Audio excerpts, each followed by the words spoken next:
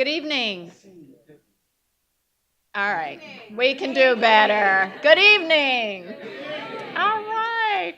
I mean, I expected a lot of energy today after yesterday. All right, who knows who I'm talking about? What I'm talking about?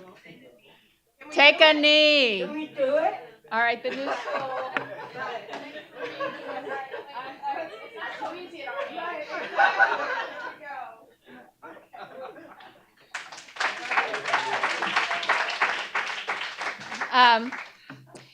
It was amazing because for so many reasons, but I do want to shout out, since this is the Race in the United States course, that it actually, in my view, is a perfect example of our topic for tonight, which is about the social construction of race. And if some of you who were here the first day of the class, those intrepid members of this class who came before Labor Day weekend, I said that I was not born black, but I've been black all my life.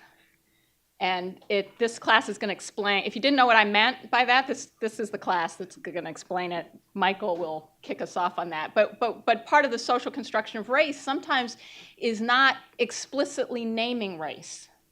And I think what we saw with NFL players this weekend was an example of where the issue of police violence and misconduct, which is highly racialized, except not exclusive to any one racial group, but highly racialized because Black and Latino men and women are so disproportionately victims of police misconduct.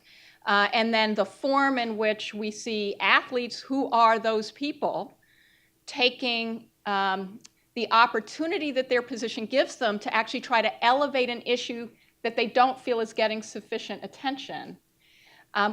But we don't actually call it race, except it's a highly racialized conversation, except where the terms become patriotism. Who is a patriot and how is a patriot defined? And then it becomes embodied in these visuals around race. And so part of what was so powerful was the fact that we had a multiracial group of people in support of what essentially were Black athletes organizing to try to bring attention about what patriotism might mean in a country where people are not all treated the same based on the color of their skin, right? And so I just felt we had to note the moment and take a knee. But it's really my great privilege to introduce our speakers tonight. This is a topic that that in a way maybe should have been the first day of class, but for a variety of reasons was not, including Professor Omi's schedule.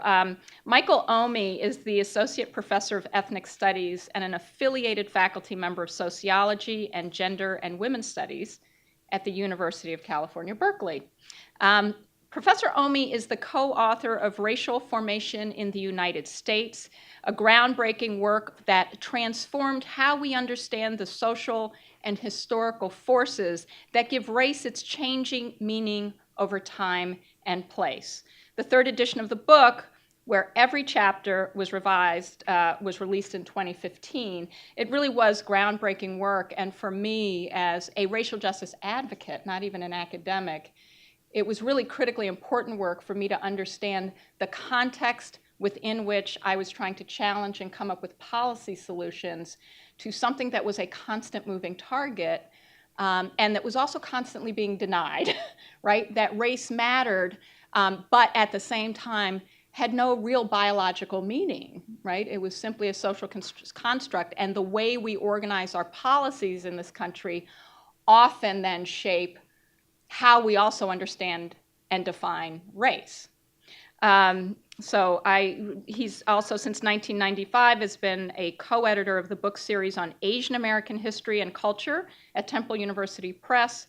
Since 2002, he has served on the project advisory board on race and human variation for the American Anthropological Association that resulted in the current traveling museum exhibit, Race, Are We So Different?, which has been displayed in over 40 cities throughout the United States. Professor Omi is a recipient of University of California at Berkeley's Distinguished Teaching Award, an honor bestowed on only 263 Berkeley faculty members since the award's inception in 1959, a much-deserved honor. And I will say, Professor Omi is not just a powerhouse as a thinker, he is also a powerhouse as a presence on the planet for actually trying to create the forms of relationships that change how we work across racial groups. So I want to recognize and thank him for that. And I'm also really privileged to have join us tonight one of our own. The New School for Social Research has added a new member and philosopher to the faculty. Emmalon Davis, Professor Davis, has been named Assistant Professor of Philosophy here at the New School. Professor Davis arrives at NSSR after earning a PhD from the Indiana University at Bloomington, where she studied ethics, social epistemology, feminist philosophy, and the philosophy of race. She most recently published a paper in Hypatia, a journal of feminist philosophy. In all of her scholarship, Professor Davis says that she attempts to make philosophical concepts accessible, which I thank you for, especially to those who find themselves underrepresented within the discipline of philosophy. And I think this is so important that Professor Davis says that at the New School, I hope to remove some of the barriers that have prevented women and people of color from entering into philosophical spaces. So we welcome you into our philosophical and community space. And with that, I will welcome Michael, and Michael will speak for about 50 minutes, and then we've asked Emmalon to give some remarks in reflection, and then we'll open up to some discussion. Thank you.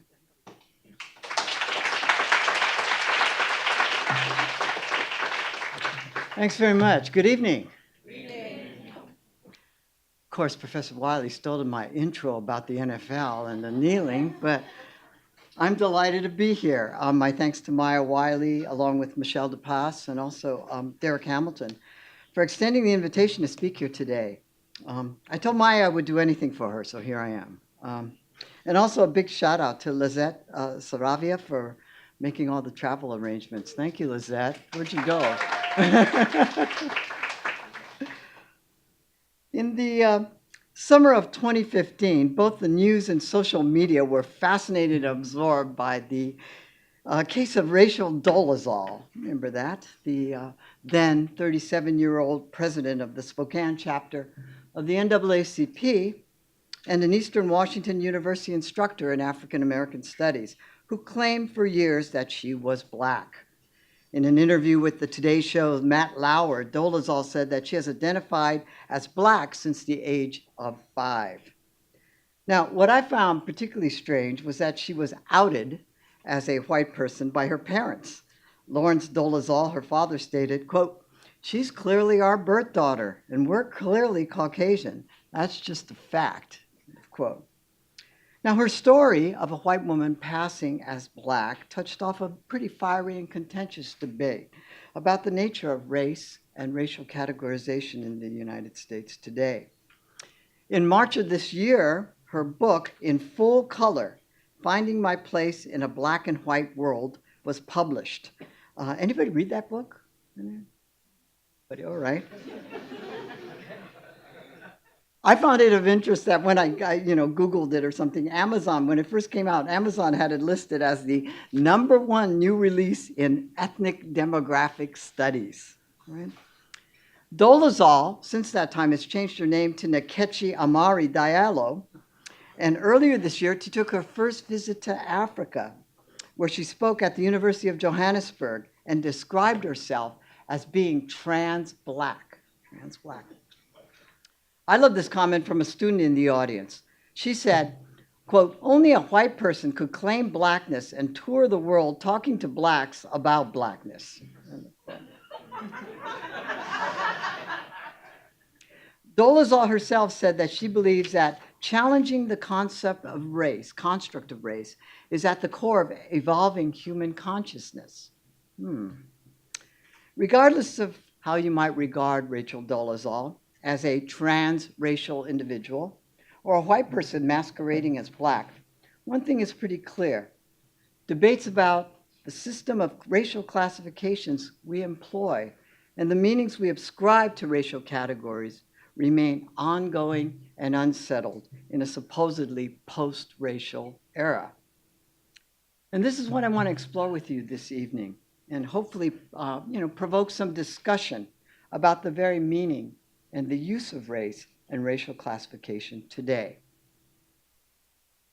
The conceptual frame I employ, and I'm not going into this too deeply, is the concept of racial formation, drawn from the work of Howard Winan and myself. And essentially, the concept of racial formation is this social historical process of race making, how races are made, not given, but made, and its impact throughout the social order. Race making, in many respects, is fundamentally a process of othering, defining and categorizing people as other. Now, it's clear that defining people as other is obviously not restricted to distinctions based on race. Gender, class, sexuality, religion, culture, language, nationality, even age, among other perceived differences, are frequently evoked to justify structures of inequality, differential treatment, subordinate status, and in some cases, violent conflict and war. Classifying people by different perceived attributes is really a universal phenomenon. And as social beings, we utilize forms of classification to navigate our social world, to quickly discern who might be friend or foe, and to provide clues that really guide our social interactions with individuals and with groups. Now, the point I want to make is that the very act of defining racial groups is often a process fraught with confusion, with contradiction, and unintended consequences. Any definition could prove to be ephemeral, as supposedly boundary shifts, slippages occur, realignments become evident, and emerge. Government definitions of race have varied widely across time and space and place. In the early part of the 19th century through the early 20th century in America, it was really possible to change one's race simply by crossing state lines. And also, we have historical shifts in our scientific knowledge regarding race in fields ranging from physical anthropology to the genomic sciences, which continue to fuel debates about what race may or may not mean as an indicator of human variation. And while some debates and reformulations regarding the concept of race initially occur in specific institutional sites and public arenas, public spaces, academic fields, their consequences are often dramatic and reverberate broadly throughout society. Now, state-based categories are never stable and are subject to challenge by individuals and groups who are contesting existing identities, making claims for the recognition of new ones, or arguing for ways to achieve more alignment, if you will, or congruence between state individuals and individual and group self-definitions. Now, my initial interest in the state's definition of race was inspired by a court case in the early 1980s that some of you may be familiar with. Oh, I'm sorry, I meant that last point. The very act of defining groups is fraught with confusion, contradiction, and unintended consequences. This was the Susie Gilry Phipps case in 1977. It actually started in 1997. The legal decisions didn't come down to the early part of the 1980s. But in 1977, Susie Gilry Phipps, who was then 43 years old, found herself in need of a birth certificate in order to process a passport application. And believing all her life that she was white, imagine her surprise when a clerk at the New Orleans Division of Vital Records is going to showed her that on her newly released birth certificate, she's going to be designated as Black. Quoting Miss Phipps, "It shocked me. I was sick for 3 days. I was brought up white. I married white twice." End of quote.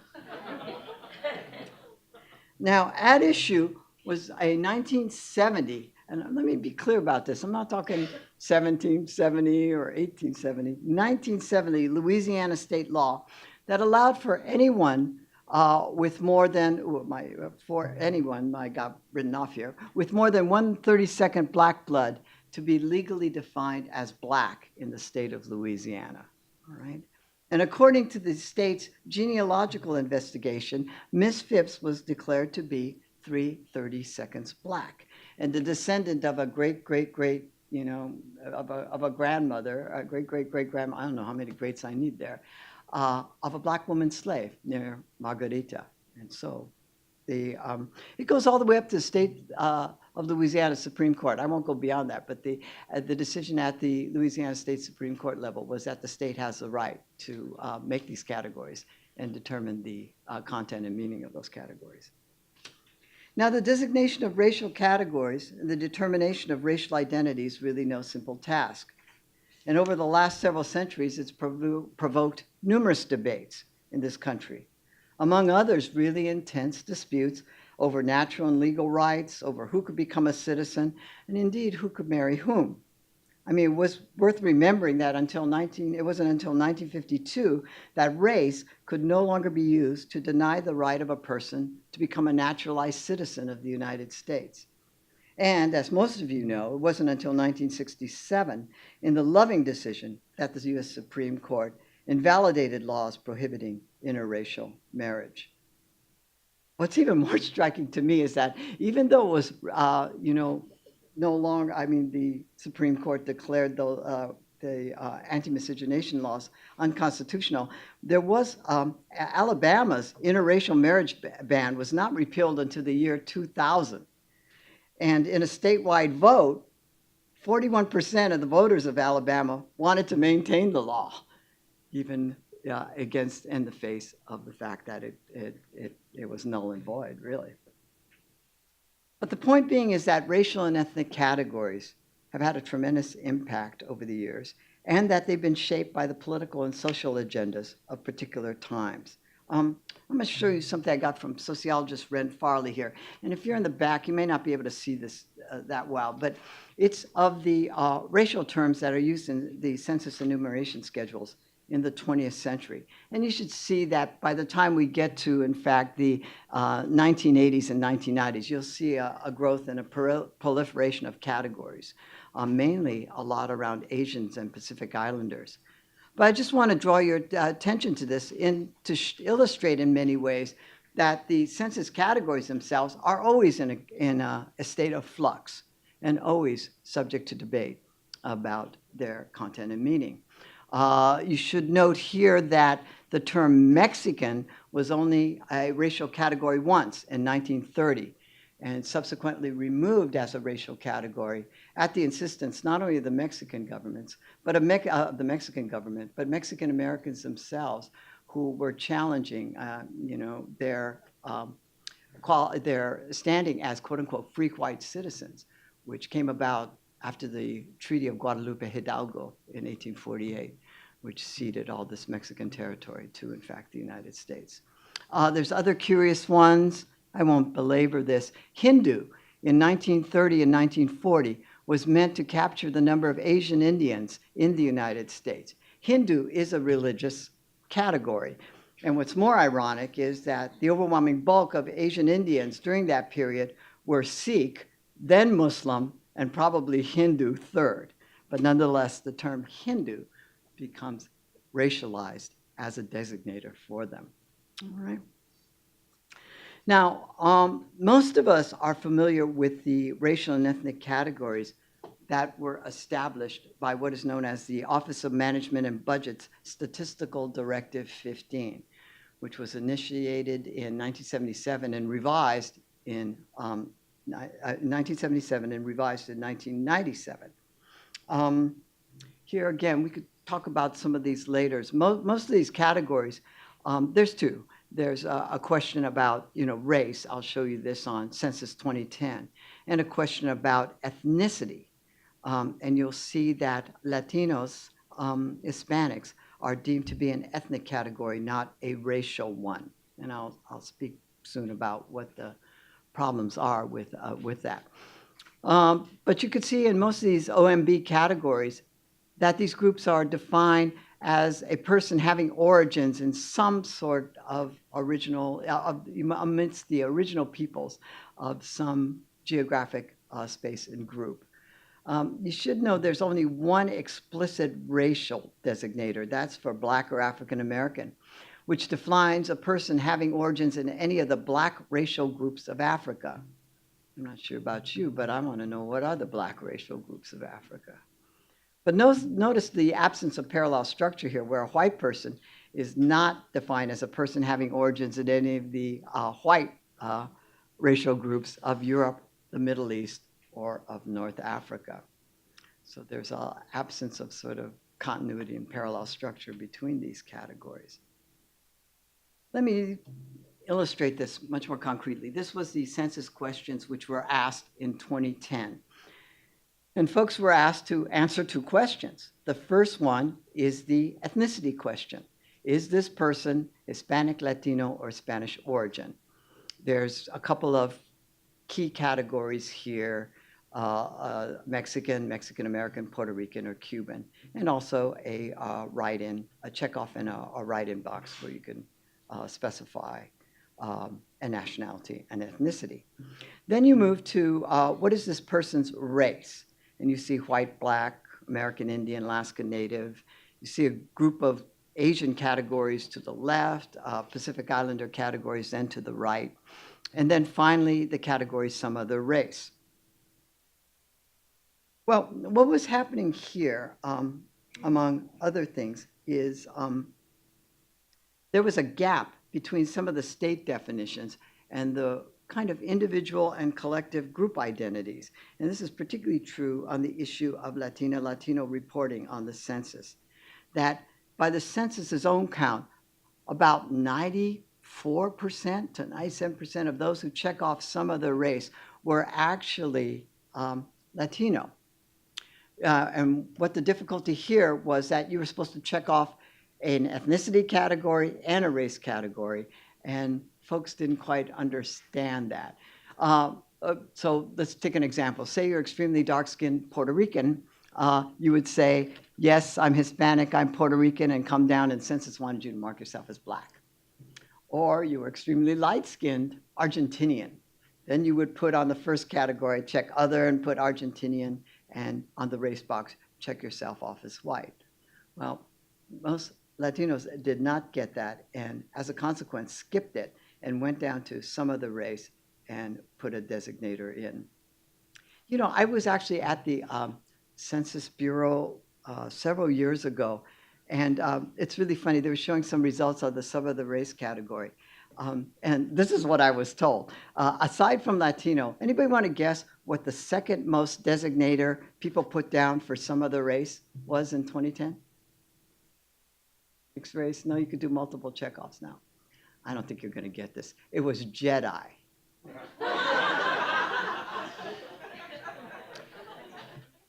So for you Star Wars fans, and there was a lot of buzz around, you know, the reboot of the Star Wars franchise, and I guess that affected how people saw these categories. So here what we have is a question of these gap between the state definitions and individual group identities. And that administrative definition sometimes may not be very meaningful to the individuals or groups it purports to represent. And this involves differences in conceptualizing race. With respect to new immigrant populations, it's important to examine their shifts in racial and ethnic identity as immigrants move from a society that's organized around some specific concepts of race to a new society that may have a different mode of conceptualization. I'll just show you this briefly too. This is from a Pew Research survey.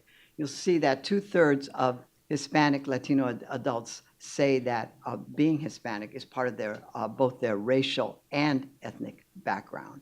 If you take racial background, racial and ethnic background, that's 67%, where only 19 think about it in terms of their ethnic background. All right.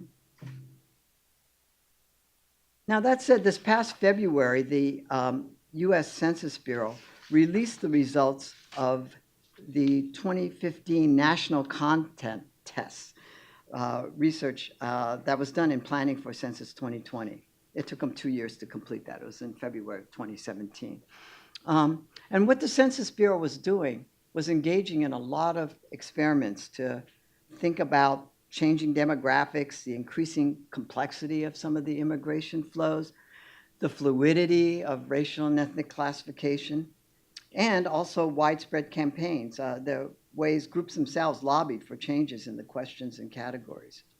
And so what I'm going to show you is what's called the optimal elements from this study that may or may not be part of Census 2020. And it's very different. What you have here is, in fact, asking one question. So in other words, the race question gets combined in the ethnicity question, and Hispanics, Latinos become a race.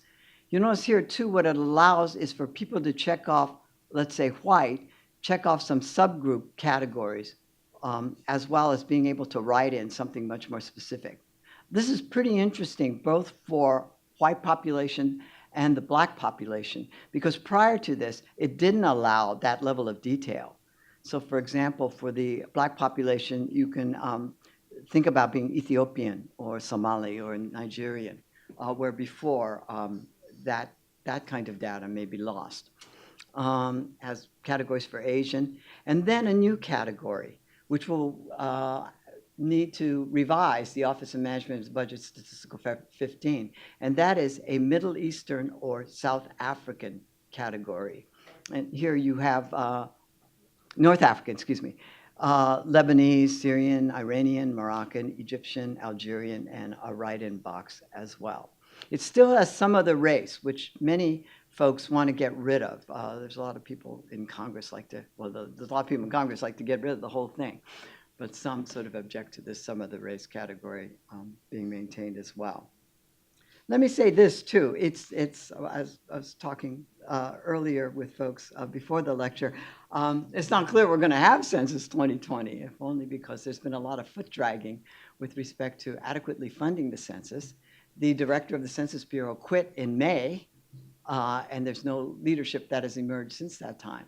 But of course, this would have profound effects on a whole host of policies, social policies, both federal and at the state and local level, if in fact we don't have census data.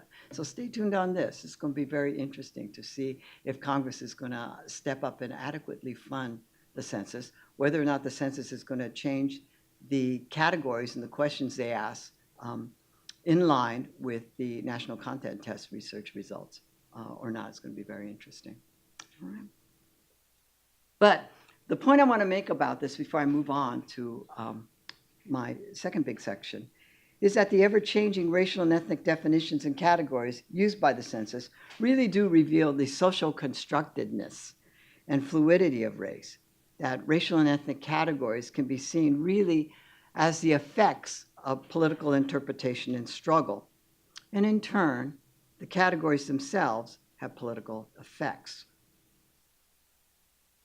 Now I'm going to move on and talk about race and genetics really briefly here.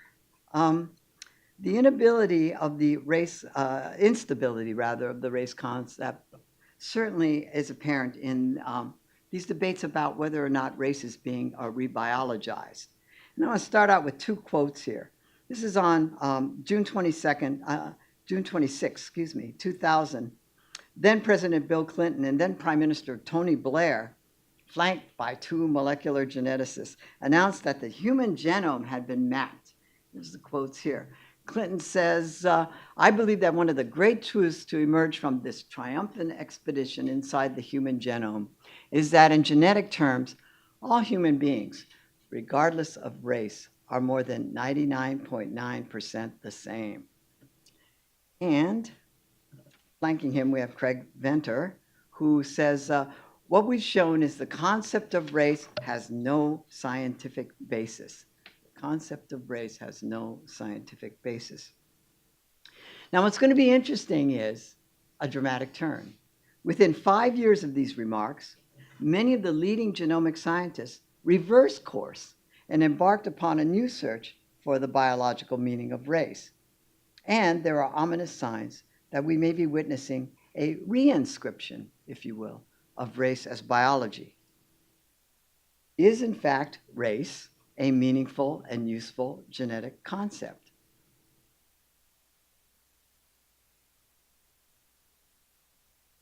Well, an editorial in the New England Journal of Medicine in 2001, sought to provide the kind of definitive word on the subject by flatly stating that, quote, race is biologically meaningless, unquote. But as I said, many other geneticists are saying there is some utility to using race, and using race as a kind of genetic concept to mark human variation and difference. One of these geneticists is Dr. Neil Risch, who's formerly of Stanford, who's now at the UC San Francisco. He's been really at the center of this debate for many years. And Neil Risch says that genetic differences have arisen among people from different continents, and that the concept of race is a valid way to categorize these differences. And he uses the term race to refer to geographically based ancestry and clusters the human population to 5 major groups: sub-Saharan Africans, Caucasians, who include people from Europe, the Indian subcontinent, and the Middle East, Asians, including people from China, the Philippines, and Siberia, Pacific Islanders, and Native Americans. And this recognition of race, he asserts, is particularly important for understanding genetic susceptibility to certain diseases, and also receptivity to specific drug treatments. And indeed, the debate over race and genetics has found its sharpest expression in the field of pharmacogenomics. Now, the ultimate goal of pharmacogenomics, if I can say it, is to be able to analyze every individual's genome so that a precise type of medication and in what dose could be provided or prescribed for that individual patient. What we would have, presumably, are drugs that are tailor-made to treat a specific condition. But so far, although we're getting there, geneticists can't sequence human genomes in a quick and cost-effective way. And given this, in the past several years, there was a question about whether race was a handy proxy for determining how an individual patient might fare with a particular drug. And the question was certainly not an abstract or hypothetical one, since a while back, a drug called Bidil was introduced. You may be familiar with this, as the first ethnic designer drug. Here's an ad for Bidil. That picture always reminds me of Bill Cosby for some reason, although I'm not sure if it was him. Nitromed, the biotech firm who produced Bidil, was marketing the drug to African Americans who suffer from congestive heart failure. And the drug was not new. It was actually a combination of 2 generic drugs that had been tested for heart failure more than 20 years ago. But the drug was originally rejected for approval by the Food and Drug Administration in 1997. But later on, researchers went back and re-examined the data and subsequently argued that in clinical trials, the drug seemed to work better for blacks than it did for whites. Now, certainly some medical researchers fear that Bidil sets a dangerous precedent by linking race and genetics in ways that could distract from other ways of understanding the causes of disease. Nitromed claims that African Americans have a higher rate of heart failure than the American population as a whole. The question is this genetic? And looking at African Americans and hypertension in particular offers a very interesting case. Some geneticists have argued that the higher rates of hypertension among blacks than whites are due to genetic differences in salt retention and renin levels in the kidneys. But one study I like found that the one thing that correlated most strongly with high blood pressure was skin color. Among black subjects, the darker the skin, the higher degree of hypertension. As sociologist Troy Duster, who has done really extensive work on about race and genetics, argued, I love this quote. He says, if you follow me around Nordstrom's and put me in jail at 9 times the rate of whites and refuse to give me a bank loan, I might get hypertensive. What's generating my increased blood pressure are the social forces at play, not my DNA. And it's going to be interesting, too, because of, what this suggests is that we got to be very careful going forward, not to make a quick leap from phenotype to genotype. And given the past history of racial thinking, it's important that we subject the notion of genetic racial differences to pretty close scrutiny, and since racial differences are easily misinterpreted and exploited. But this debate about race and genetics could continue to be a loaded one. We have, for example, Oprah Winfrey and Henry Louis Gates Jr., among others, have helped to inspire a growing popular quest by individuals to find their roots through ostensibly scientific means, and that there are now over 24 companies and growing that market genetic ancestry tests. These are fraught with a lot of problems. Maybe we could go through what some of those problems are later. In the field of forensics, criminal forensics, for those enamored by numerous CSI television spin-offs, we have the promise of being able to determine the physical characteristics of crime suspects from the DNA they leave behind. And in one instance, which really blew my mind, this is from January of 2015. In January of 2015, the police in Columbia, South Carolina, released a sketch of a possible suspect in a double murder case that was generated by a computer relying solely on DNA found at the scene of the crime. They had no eyewitnesses. It was kind of a cold case. And a group, including some of these groups that do this work, were engaged in what was called forensic DNA phenotyping, which they claim includes the ability to predict skin color. All right? Now, of course, how they got this and how they were able to, and the basis for racial profiling certainly is pretty large in this instance. I should also mention that people convicted of felonies, for example, or arrested for felonies, often have to contribute to the federal database, a DNA database. And what I didn't know until recently was that if you're found not guilty of that crime, you have to petition to get your name off of that database because it stays there unless you take the proactive step to take it off. All right. Some of these kinds of discoveries are interesting, to say the least. There was a lot on Wayne Joseph, who years ago was a high school principal in Chino, who had written opinion pieces as a black advocate in magazines like Newsweek. So some years back, Wayne Joseph saw an ethnic DNA test on 60 Minutes and decided to spend $600 to find out his exact percentage of black blood. So he got this testing kit from DNA Print Genomics. He swabbed his mouth per the instructions and set off the DNA sample for analysis. And the results floored him. According to DNA Print Genomics, Mr. Joseph was 57% Indo-European, 39% Native American, 4% East Asian, and 0% African. Right? I like what his son said. His son said, "Dad, you mean for 50 years you've been passing for black?"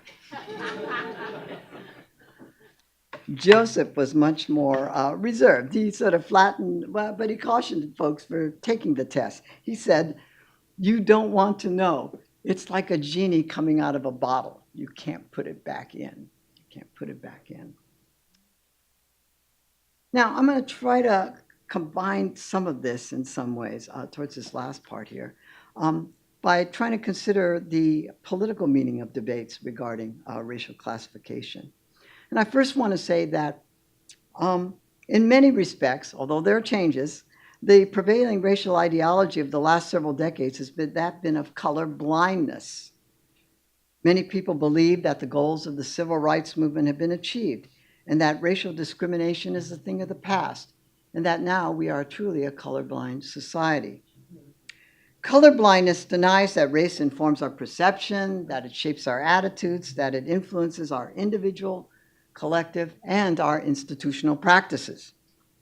Attendant to this reigning ideology of colorblindness is the belief a lot of folks have that the best and most effective anti-racist gesture, policy, or practice is simply to ignore race. Ignore race.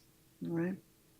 Now, I'm sort of guarded in putting this thing out about colorblindness since, in many respects, what we've witnessed of late is a kind of explicit calling out around race. I have a colleague at Berkeley, Ian Haney Lopez, who wrote a book called Dog Whistle Politics, which is about the use of coded racial language. And in fact, in many respects, Trump has traded the dog whistle for a bullhorn. And so now, there is the use of coded references has all but disappeared in the face of just outright racial sentiments about race. Think about when Trump talked about those Mexicans who are coming over the border when he announced his presidential run and bid. All right, but with this, over the past several decades, there's been really this concerted attempt by political conservatives to ban the collection of racial demographic information. Government policies that utilize racial categories have been increasingly criticized for promoting color consciousness and subverting the ideology and practice of color blindness. Back in 2003, Californians went to the voting booth to then recall a recently elected governor, that was Gray Davis, elect a successor, turned out to be Arnold Schwarzenegger, and vote on an initiative, Proposition 54, the so-called Racial Privacy Initiative. And Prop 54 was sponsored by someone you may be familiar with, the former University of California Regent Ward Connerly. Ward Connerly was one of the main architects of California's anti-affirmative action measure, Proposition 209, and Michigan's Proposal 2.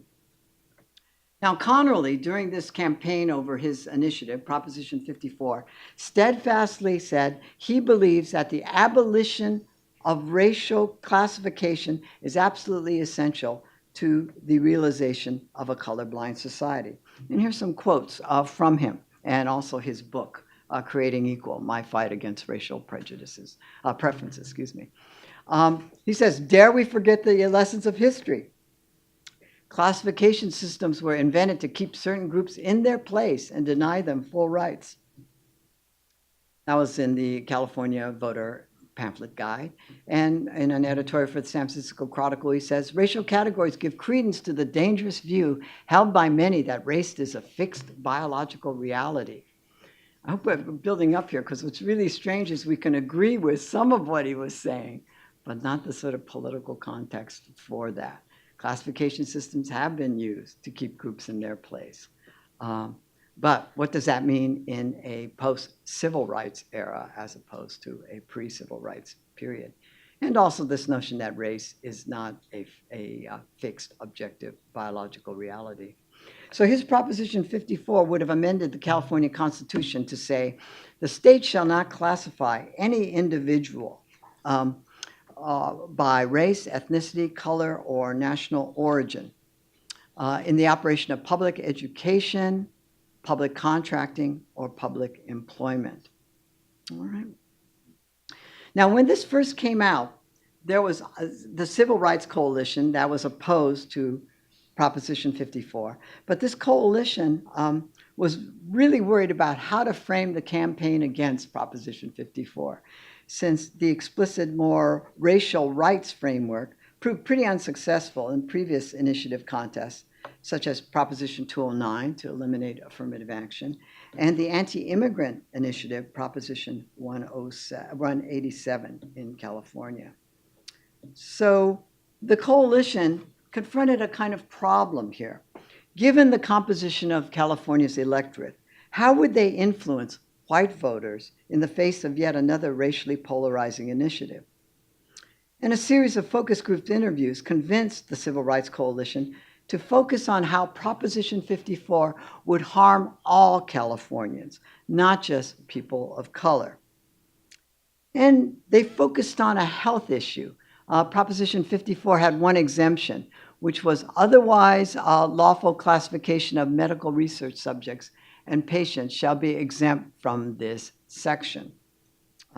It was kind of strange, too, because it also had these things that exempted law enforcement officials. They could describe suspects in racial terms, and they didn't have to keep records around racial profiling either. So it's like having your cake and eating it, too. But the health issue was thought to be the Achilles heel of Proposition 54. Health researchers said the wording was vague. They viewed the term medical research subjects as volunteers in medical experiments, not individuals responding to surveys, questionnaires, interviews, or other forms of epidemiological research. Opponents to the measure argued that data on race, typically extracted from public health and other records collected by public agencies, might be unavailable or off limits under 54, which would dramatically affect targeting population groups for risk and tailoring appropriate programs for outreach and for preventive care. So they played up these health issues in the campaign ads, and frequently mentioned was the fact that race-specific data collection revealed that white women were diagnosed with higher rates of breast cancer than other women, implying that whites had as much to lose as people of color if the initiative were to pass. Well, in the end, Proposition 54 was defeated, but as Danny Hosang argues, that victory was predicated on a really interesting shift in the political discourse of race.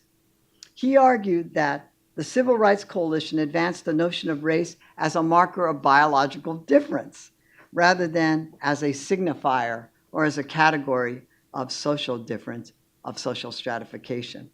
So he says, and he's quite right, this is one of the surreal aspects of the Proposition 54 campaign, was witnessing a conservative libertarian, Ward Connolly, offering an analysis of the historical contingent basis of racial categories, while putative civil rights advocates flirted with notions of biologism and genetically conditioned racial difference. The irony there, all right? Turns out Ward Connolly was more the racial formation analyst here than what he says about the Civil Rights Coalition. But indeed, the discursive claims advanced by both sides of the Proposition 54 debate, provides a very telling, if not ironic, example of the choices made and the positions established by utilizing specific notions of race as a signifier of racial difference, So let me try to move to a conclusion here. Given the confusion surrounding the concept of race, question does emerge. Why don't we simply abolish racial categories? But the point is, and the reality is that without some form of racial record keeping, we're unable to empirically observe institutional patterns of racial inequality with respect to income, wealth, residential location, economic opportunity, healthcare, among other important indicators of well-being and life chances. Empirical studies on racial inequality and disparities illustrate the need for race data. The Institute of Medicine's large-scale study, Unequal Treatment, found that even if you were to control for insurance company ability to pay, there were stark inequalities by race in terms of preventative care, diagnostics, and treatment, no matter what the disease in question was. In one study, they surveyed 1.7 million patients. Blacks received major therapeutic procedures less often than whites in 37 out of 77 medical conditions. Another example, though the Fair Housing Act of 1968 made it illegal for lenders to use race as the basis for lending decisions, it was not until data collection laws were passed in the 1980s that lending patterns could clearly be discerned. And what was found was that loan rejection rates were twice as high for Blacks as for whites, with very similar income portfolios and profiles. Now, some of these examples illustrate the continuing need to maintain some form of racial classification. This does not mean, however, that we can have an accurate, precise, or scientific form of racial classification. Racial classification and the meanings and definitions we impart to them change over time. That's a fact. They cannot, however, simply be dispensed with. In a racially stratified society, social concepts of race matter, and we need to examine the patterns and trends around racial othering, racial stratification, and difference. Now, certainly in the Trump era, dark clouds are on the horizon. There's a concerted push to suppress data on racial disparities. And we're going to see this in a number of public agencies as well as if we don't have a census in 2020. That'll be pretty dramatic as well. I want to give you one example. This was a Senate Bill 103, which was put forward by Senators Mike Lee and Marco Rubio. And part of this was on parts of looking at some of the fair housing laws. And in this Senate bill, Local Zoning Decisions Protection Act of 2017, introduced by Lee and Rubio, says that, quote, no federal funds can be used to design, build, maintain, utilize, or provide access to a federal database of geospatial information on community racial disparities or disparities in access to affordable housing. But essentially what you're doing here is that you can't use the funds to track these patterns at all. You can't know what kinds of inequalities and disparities are emerging in this regard. Now, during the Proposition 54 debate, Ken Pruitt, who's the former director of the Census Bureau, he did Census 2000, sent me a short piece he wrote on the Racial Privacy Initiative. And I like what he said. He said, I'm happy to join Ward Connerly in welcoming a colorblind society, but I don't want to be blindfolded as it arrives. And he's right. Thank you.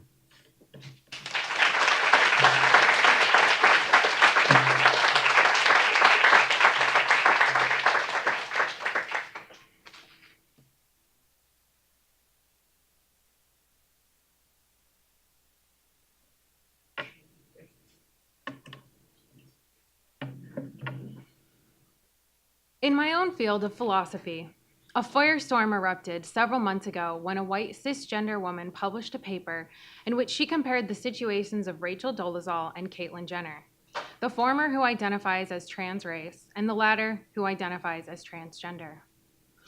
It was a fundamental assumption of the author's paper that transgender identities are gaining increasing acceptance in our society, and that furthermore, transgender identities ought to be so accepted. By analogy, the author concluded that transracial identities ought to gain similar acceptance. The author's argument relied heavily on the essence versus illusion framework of race that OMI rejects.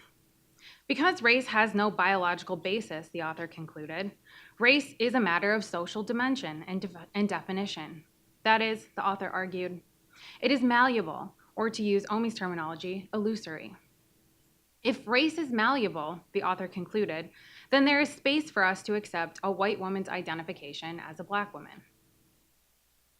Many readers, both within the philosophical community and without, were deeply troubled by the article. Some responded to the author's defense of transracialism by saying that it failed to adequately address the ways in which Dolezal's self-identification as black was only made possible through systems of white skin privilege that in the first place allowed her to choose her race in a way that many racialized individuals are not able to do. And in the second place, it allowed her to do so by appropriating phenotypic blackness in a way that suited her personal and political needs. It was also noted that Dolezal was free to abandon her chosen racial identity at any time, should some other racial identity seem more appropriate to her. Yet it was part of the author's original argument that similar objections about appropriation and privilege have been made to discredit transgender identities, and it was part of the author's point to demonstrate that if these discrediting tactics are out of place in conversations about gender, as many of us think they are, then so too might they be out of place in conversations about race. Others responded by arguing that the author's comparison between gender and race was itself a bad one, maintaining that although gender and race are both social constructions, they are different kinds of social constructions. Unlike gender, some argued, racial identification is in part legitimated through one's ancestral history, where gender identification requires no such ancestral component. This line of response resists the underlying assumption that race is entirely malleable by highlighting an objective component of race, namely a person's ancestry, which serves to make some racial identifications more appropriate than others. But as Omi points out, this line of thought also seems to risk reaffirming the role of biology in racial classification. We find ourselves stuck in the framework within which racial identification is either understood to be illusory on the one hand or objective on the other. As Omi notes, many understand race to be either an objective fact rooted in biology or a social illusion with no actual referent in the world. Omi resists both interpretations, suggesting that while race has no fixed biological grounds, it is nonetheless real insofar as it is socially and politically maintained and transformed over time.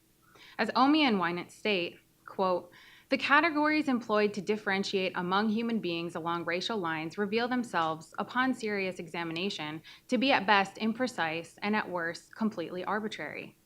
They may be arbitrary, but they are not meaningless. Race is strategic. Race does ideological and political work."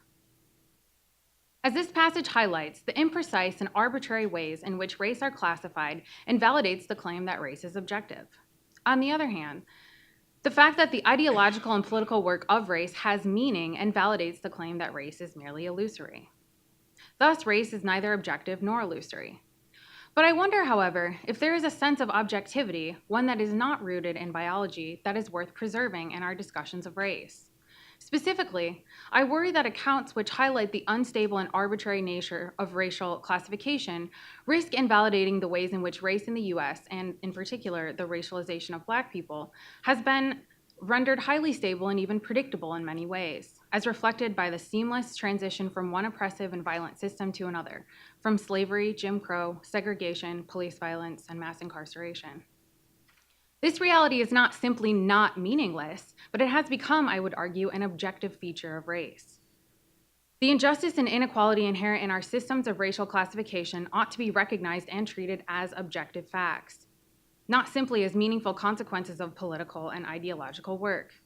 For what it means to be a meaningful consequence is always subject to various political and ideological interpretations.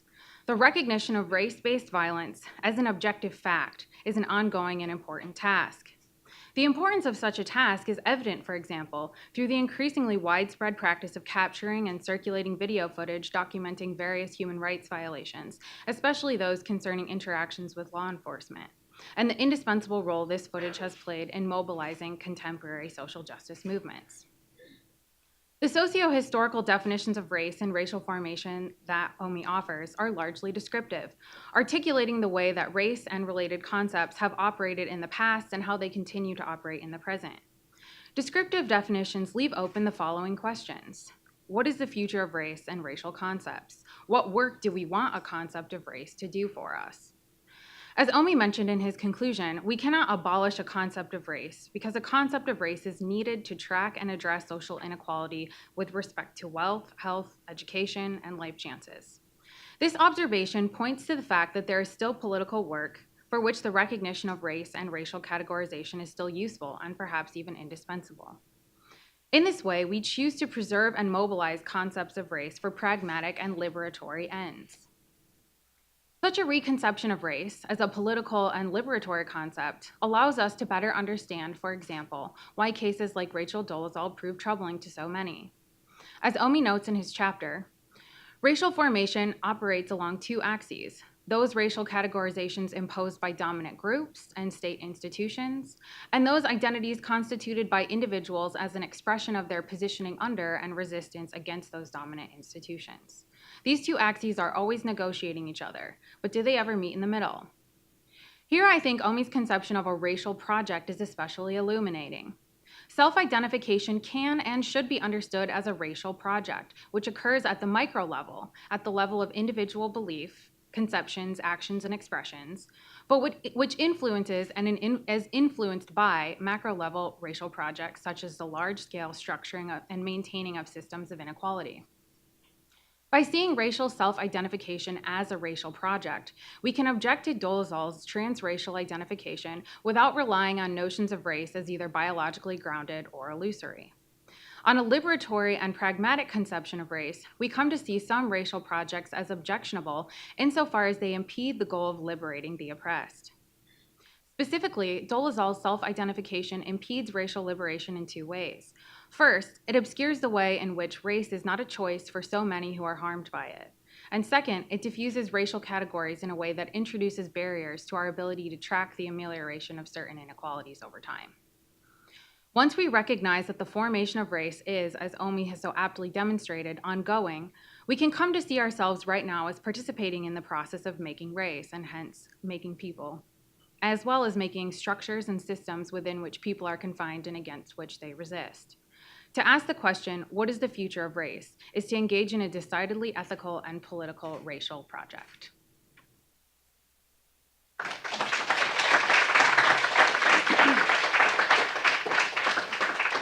That was great. So now is the portion where we get to talk a little bit more with one another. Before we do, I just want to note for both the audience here and the audience looking on live stream that you can continue to follow the course and get updates on the series at newschool.edu/race in the US. So I hope you will stay in touch with us. And also just to note that next week we are continuing the conversation with Professor Diva Woolley and Chanel Matthews, who's our first activist in residence at the New School, who's at NSSR. So stay in touch with us. But right now, we really want to engage you.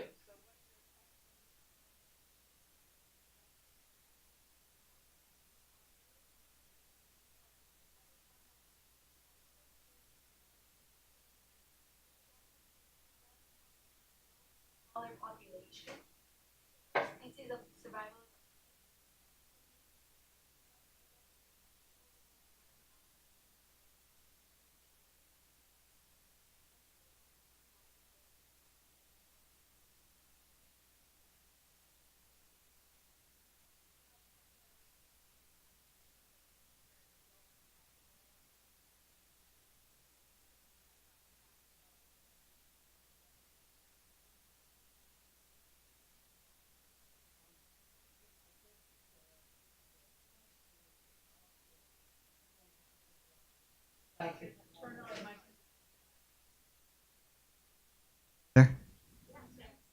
Thanks.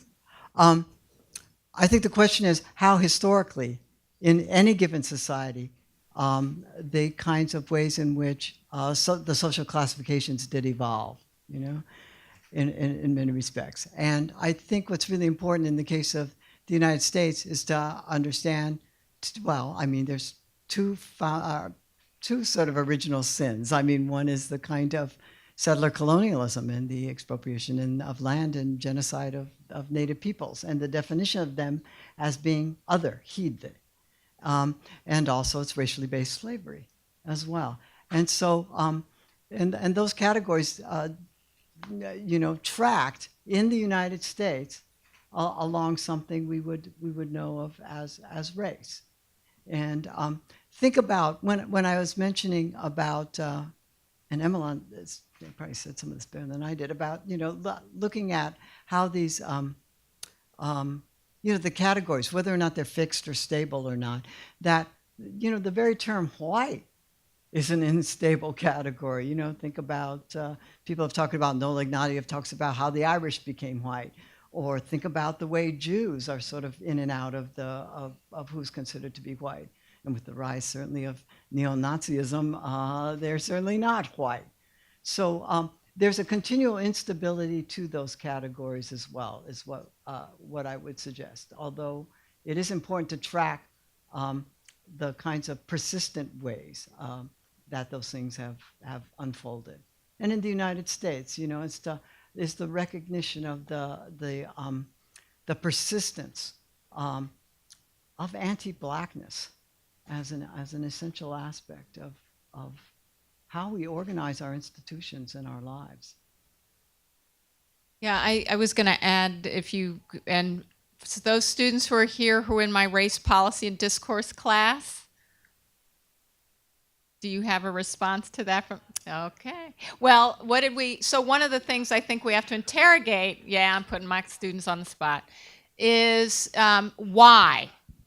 The why question. So why do we categorize and recategorize around race? And what's interesting, if you go back to the Virginia colony in the United States, at the beginning of the colony, we othered by religious category. So it was pagan, Christian. And even black slaves originally in the Virginia colony could earn their freedom by converting to Christianity. So even that hard notion, even at the development of chattel slavery, it took time and it took policy to kind of develop what has become the enduring way in which we other black people. But that was just as a historical aside. But go ahead. Oh, well. Go ahead. I'm putting you on the spot. Well, I think going back to the course, yes, it's like a power thing, but it's also race as a social construct. We construct it in the way that would be. So it could be religious, or it could be power struggle, or social, economic, because sometimes we even racial groups. And like I remember going back to your class, we also talked about how lower income white people were classified and put into the other category along with people of color.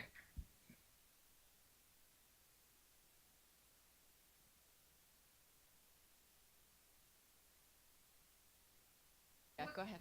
What strikes me as part of this is just the intense fight against affirmative action. I mean, that it's sort of, I'm in some ways blown away by it. We have schools with, 6% African Americans, 3% Latinos. I mean, right after a vote in Texas, the University of Texas Law School had 0 people of color, but somehow it's still persistent. And I just think it's so damaging. And what also is so interesting is there's like this constant, even among people who view themselves as liberals, oh yes, it's easier for this one to get in, when obviously there's legacy students, 40%, there's athletics. But one thing I think is even more interesting is that right now, evidently, when people apply to college, it's typically 60% female, 40% male, and the overwhelming majority are white. But yet all the Ivy Leagues have made a decision that they want the class to be 50-50, which obviously means that it's easier for men, mainly white, to get in than it is for the mainly white women. So this 10% or whatever who was getting a break because of it, I mean, there was never more than 10% of people of color getting a break, but this is just considered normal versus... I think that really important points in that, and affirmative action is a great example on the why question, right? So that normalizing, SAT tests, we all know, do not predict college performance, and yet college and universities constantly use SAT tests as a huge measure on who they admit. And we know through social science that because there's something called stereotype threat, that that we often see a suppression in black student standardized test achievement because we prime, it's what social psychologists would call it, we prime, you're not good at this. Just if you prime for Asian women, what's the stereotype of Asian women? Okay, yes, I'm sorry, Asian. What's the stereotype of Asian? And good at math, right? So what's the stereotype of women in math? That they're not good at math. So if you prime for Asian women their Asianness, they perform better on the standardized tests than if you prime their gender. And that's control groups of same types of educational attainment and qualification in mathematics. So that tells you there's a social impact to the social construction of race or gender, or right, and the stereotypes that follow it, that we continue to embed in our institutions, which I think goes to Professor Davis's kind of description of thinking about it from a liberatory framework as opposed to one that reifies all the exclusions that we have created and recreated in society. Yeah, I just want to briefly add to that too. I think it's always important, as a number of scholars have pointed out, is that we've had to have affirmative action for a long time. It's been affirmative action for whites. And in fact, that many universalistic reforms that came down even in the 20th century were designed to maximize benefits for whites. Think about the Social Security Act, which forbid farm laborers and domestics from participating. That was certainly a racial move, as well as the Housing Administration's way of redlining certain areas for home loans. And it's true, like even the GI Bill, or the ways of who could utilize those things to secure property and wealth, was very highly racialized. And I think that's the part of the debate that needs to be talked about. Thank you. Professor, is it Omi? Yes. Hi. Going back to your statement that many Latinos selected other as opposed to selecting a race because they just missed the point. It's my understanding, and that may have been the case in some situations, I'm not going to deny that fact, but I know amongst many of my peers, as a first generation Puerto Rican, I'm considered New York-Rican, I chose other because I didn't want to deny my African ancestry nor my indigenous Indian ancestry. So to pick white was to deny my other two ancestries.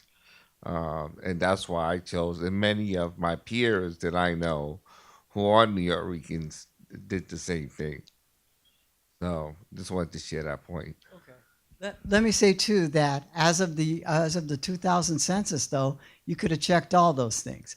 In other words, it allowed you to check being Puerto Rican, and then coming down to the race box and checking you were black, and also your indigenous roots or ancestry as well. So, because it was for the first time, it allowed multiple checkoffs. Where previous to this, everybody was assumed to have a monoracial identity. But it leads to weird things around tabulating for some of those population groups. But nonetheless, there's ways of capturing that. I just think that, let me tell you that I think between 1980 census or 1990 census, for about three or four decades, the 40% of Latinos filled it out wrong, according to the way the census would like to see you fill it out. Now, to me, 40% of the folks get it wrong. There's something wrong with the question. But that has not been part of the debate. But it'll be interesting because, as I said, one of the big pushes now is perhaps for a Middle Eastern category on the census, where before people checked off they were white. And it's interesting, during the first Gulf War, there were a number of particularly Arab American organizations that were lobbying for a Middle Eastern category. But then after 9/11, nobody wanted that for a while because of fears that certain groups would be profiled through the use of that stuff. So, this stuff is evolving, and it's come back again in some of the last census, maybe it was 2000 or 2010. There's a big campaign among Iranians to check off that you were right, that you were some other race Iranian, as opposed to saying you were white. So it goes on. Yeah, I just wanted to add to that there can be limitations to thinking about race classification and racialization as merely a form of othering, right? Because that sort of leads us to believe that racial identification only happens from on high. It's given to us from dominant structures. And when we think about the possibilities that individuals themselves and their communities and their families, in their states and their homes, right, are able to assert their own racial self-identification as an act of political solidarity, right? That's no longer a othering in the same sort of way. It's actually a way of asserting one's connection, right, with those with whom one is similarly situated. And so I think that it's important to think of and part of why I think it's helpful to think about race as a liberatory concept is because there is much work that can be done with race within individual communities that need not be understood in this sort of limiting and confining sense that externally imposed racial classifications often engender. There's one quick anecdote, and remember in South Africa, there, because of the apartheid era separation and segregation across racial lines, where it became political blackness, and everyone designated themselves as black, recognizing that they were being divided in their exclusion from opportunity along these various racial classifications. And so whether you were a South Asian Muslim, descendant of South Asian Muslims, or Cape Malay, or colored, everyone started saying they were black. So, interesting lesson there. Yes, thank you. I would like to bring my experience. I'm Italian and European. There is another, let's say, issue on what does it mean being European today. Well, as far as I am concerned, what I think is that, what I see is that societies throughout history have this need to demonize a category. And this category could be related to race or not. For instance, in Italy, we demonize Southern Italians, okay? Because economics in Italy in the South is bad. And so in the North, there is, let's say, the myth of the Northern Italian, and, Southern Italian people are discriminated. So my question is, if our society is doomed in a way to demonize a certain category always, and it's very easy to demonize black people or people with different color, let's say, than the white, okay, ones. So this is something that really keeps coming in my mind, this, and why do we need to demonize? Mm-hmm. So there's a PhD dissertation in that. No, you're quite right. I mean, it can lead to a very pessimistic kind of worldview, in that a group is going to try to monopolize certain kinds of resources and power, and in so doing, set themselves, sort of group closure around, this is us, that's them, and we're going to deny access to those same things to another group. And it's quite right. It could be a number of variables. It could be around religion, although it's interesting, in the United States, we see a kind of racialization of religion, too, taking place. Could be in we had that call, okay? It could be in Europe, the Roma or something like this as a category, a social group. But I want to preserve something here that Emmalon said too, is that it's also important for us to think about how people construct categories for more liberatory purposes as well, to sort of both challenge the kinds of inequality and social oppression or domination they face, but also in so doing, kind of open up the possibilities of challenging otherness as a whole, of challenging that as a principle, and to hold out a kind of a vision, really, of social justice, which understands those kinds of group divisions and boundaries and attempts to transcend them. In some ways, it's a grope for the inclusive, beloved community, if you would, in which the struggle, as people said, of say, African Americans in the civil rights period was not just for African Americans, it was for everybody. And that's an important kind of vision and message to hold out. So I want to go back to the Virginia colonies. I agree with everything Michael just said, but just to remind us that often there are decisions that are made, policy decisions like census classifications or others, that actually serve to incentivize the division and the othering. And so we sometimes make the mistake of treating it as a natural condition, human condition, rather than recognizing it can be constructed for us unless we organize and fight against it. So the Virginia colony example of this was that, the black slaves and white and European Christian, because they weren't white at that point, indentured servants were living together, were not segregated originally in the Virginia colony, were intermarrying, and it was the development of anti-miscegenation laws, meaning saying folks, eventually folks couldn't intermarry, but before that even saying that the legal status of the child of such a union would track the mother, which also then created policy disincentives. If you were a European Christian man, you did not want your child to remain a slave. So that was a disincentive in a sense from then intermarrying. So I say that because I think in all societies there are opportunities. I'm obviously a professor of public policy. But in all society, I see these policy decisions we make as creating the conditions that create more othering. And that's not a complete answer to the problem, but it's certainly something that we should continue to find and make visible, is how these decisions, like saying we will ban all people from a particular country from emigrating to the US because we will determine them to be dangerous, is creating othering that's reinforcing, in this case, Islamophobia, right? So I think policies matter a great deal and more than we often recognize. Yeah, and I think that puts the point really well. That oftentimes when we think about things like othering or prejudice, right, we think about it at the level of individuals. This individual doesn't like that individual, or this individual is different from that individual.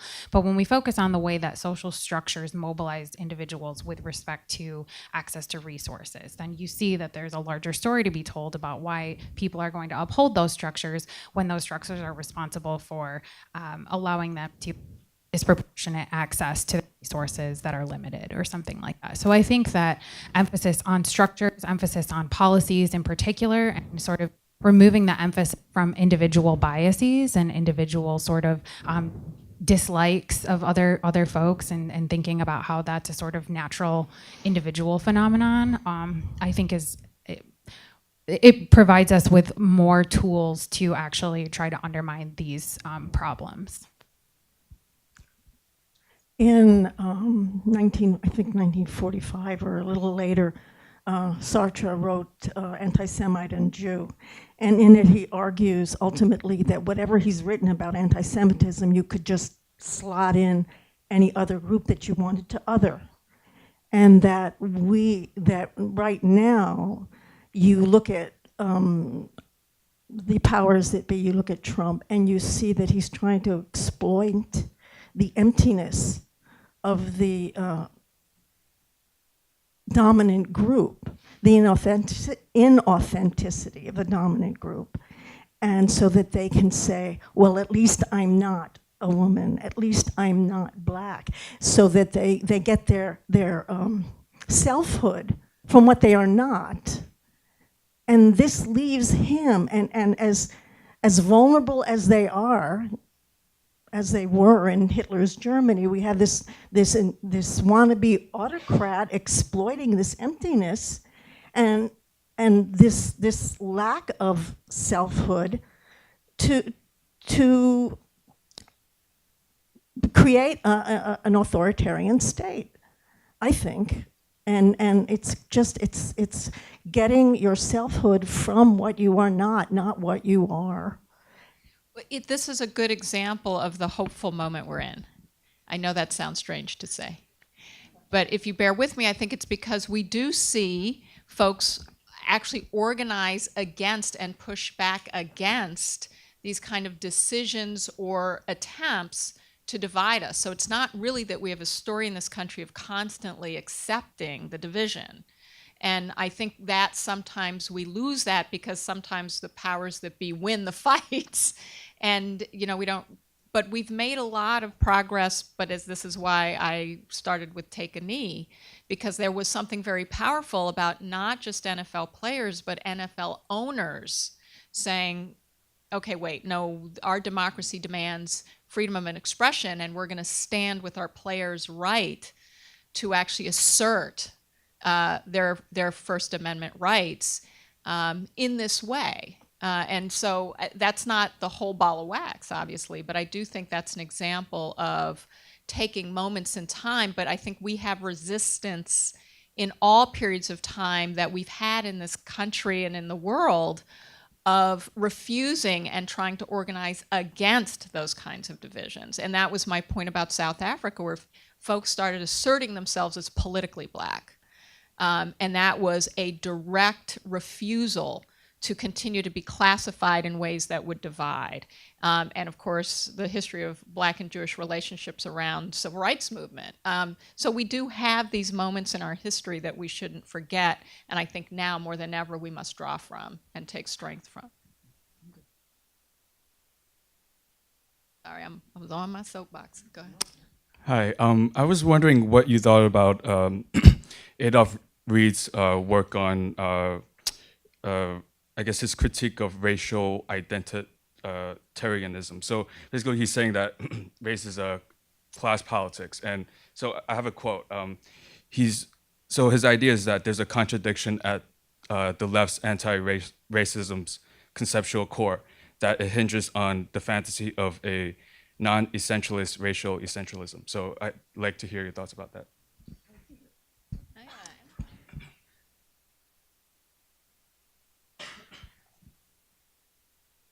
Yeah, so in my work, so I work in particular in black feminism, feminist thought, and one thing that I'm actually teaching a class right now on the relationship between social identity and the production of knowledge. And one thing that we have been discussing is something like a standpoint theory. What is a standpoint? What is a position from which an individual or a person in community can come to know things through their social position or through their social identity in relation to others. And there's been a lot of criticism of something like a standpoint, that particular social identities give rise to unique forms of knowledge or ways of resisting, for example, because it relies on a particularly essentialist view of what it means to have a particular identity or be in a particular community. And I think that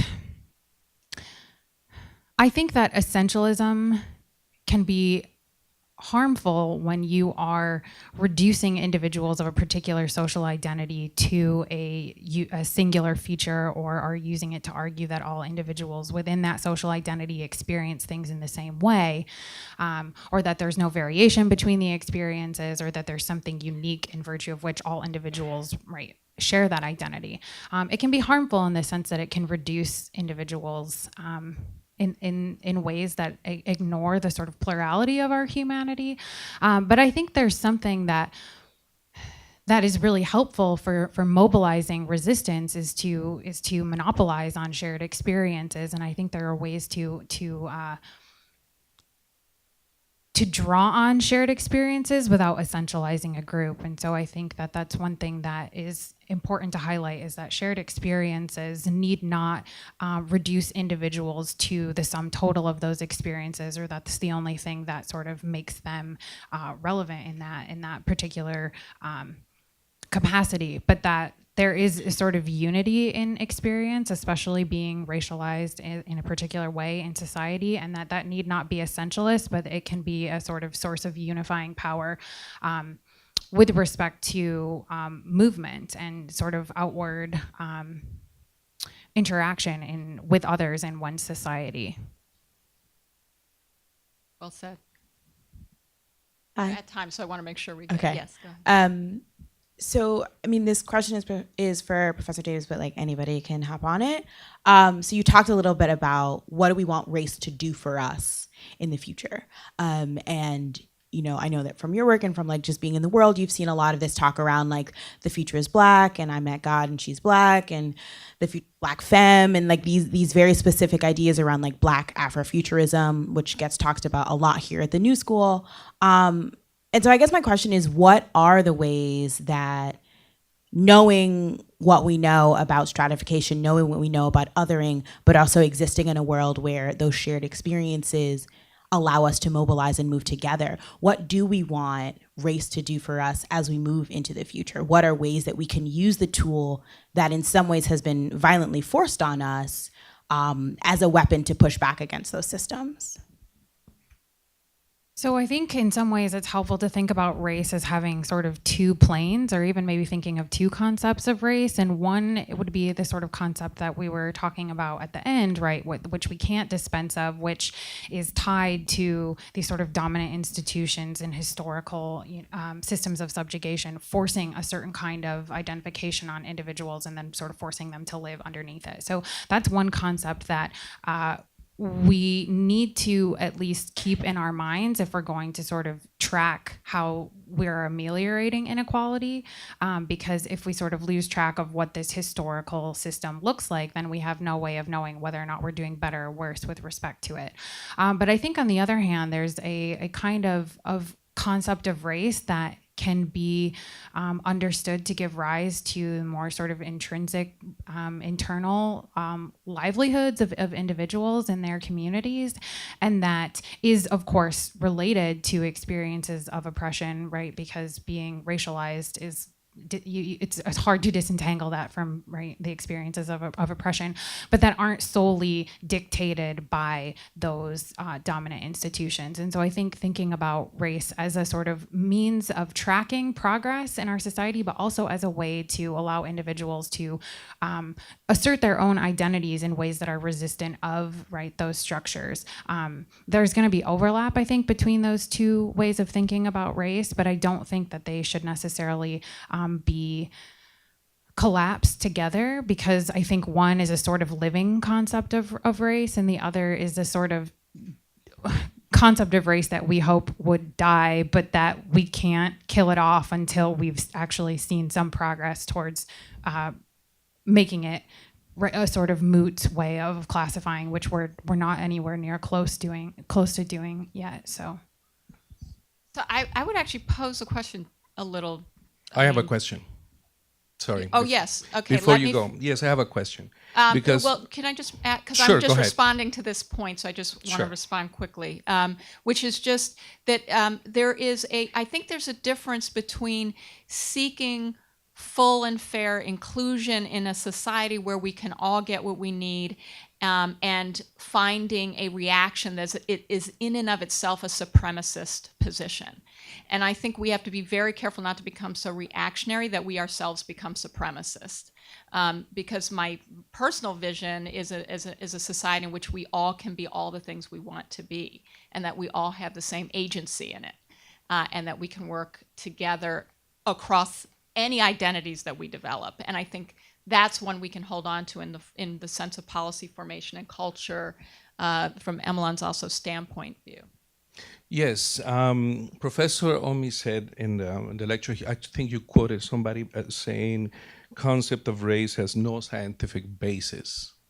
And I wanted you to elaborate on that in light of the fact that if it indeed doesn't have any scientific basis, why do we keep on, this paradigm of a race? It's a paradigm, it's a way of thinking that we are all trained to think this way, that there are such things as races. I mean, and I also understand the point that she's saying, the liberating part, but it's almost, it feels to me like it's something that we are affirming by continuing in a different direction. We're affirming that concept of otherness. So I would like for Professor Omi to elaborate a little bit on the concept of no scientific basis, and why can't we just, as philosophers, get rid of it? Yeah, good. You got an hour? Well, so let me say two quick things. I said that about no scientific basis. I'm suggesting here that people study different things about human variation throughout the globe. And some of it is, continentally based or whatever, or there's different ways of looking at different forms of variation we may want to track. The question is, do those things track on to our social concepts of race? Usually, no. All right? So that's one. So why do we hold on to that? It's because race has a power and persistence as a way for us to organize the world, and to decide who gets what, and who lives where, who has access to appropriate health care, who doesn't. So you just can't will it away. And here I want to be clear, because there's ways in which you say race has no scientific meaning means, oh, then race doesn't matter. That turns into the colorblind position. There's no such thing as race. It's fluid, it's flexible, it doesn't exist. It's something that we pulled out of the ether somewhere, No, race concepts matter. They matter in policy. They get defined in certain ways. They get encoded in the census. They get resisted by people who want to make new claims for representation in some ways. But it's not enough to say we could just simply dispense with it. What I tell my students too, they say, well, I'm colorblind. I really don't, when I meet somebody, I really don't look at whether they're black, white. They usually throw in a few exotic colors too, like green or purple, to suggest that. But in our everyday life, navigating through everyday life, we use race as a clue for who people are. Who's our teacher, who's our classmate, who's serving us in a restaurant or cafe. We have a whole ensemble of racial meanings we bring to everyday life. And it's important to interrogate those and criticize those in certain ways. But it's also to acknowledge the kind of salience of race in our daily life and activity, as well as in our institutional policies and practices. And race does matter.